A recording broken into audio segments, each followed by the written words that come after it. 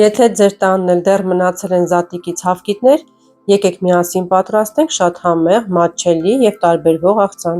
Մեզ ընդամենը հարկավոր է 2 բաղադրիչ, որպեսզի ստանանք այս համեղ աղցանը։ Հիմնական բաղադրիչները դա հավկիթը և կարմիր բոխն է։ Քանի որ հստակ քանակ գոյություն չունի բաղադրիչների, նկարագրության բաժնում կնշեմ միայն բաղադրիչները։ Մեզ պետք է նաև կարմիր բոխ, կանաչ սոխ և թարխուն։ Բոլորը կտրատում ենք։ Բոխկը կարող եք կտրատել ըստ նախասիրության՝ կիսալուսնաձև, ձողիկաձև կամ ինչպես կցանկանաք։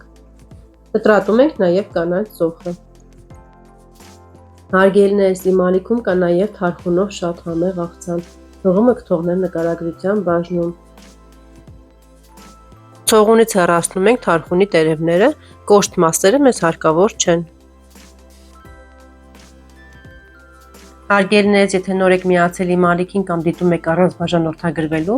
խնդրում եմ բաժանորդագրվեք, սեղմեք զանգակոճակին, որպեսզի բաց չթողնեք իմ հետագա համեղ և տարբերվող բաղադրատոմսերը։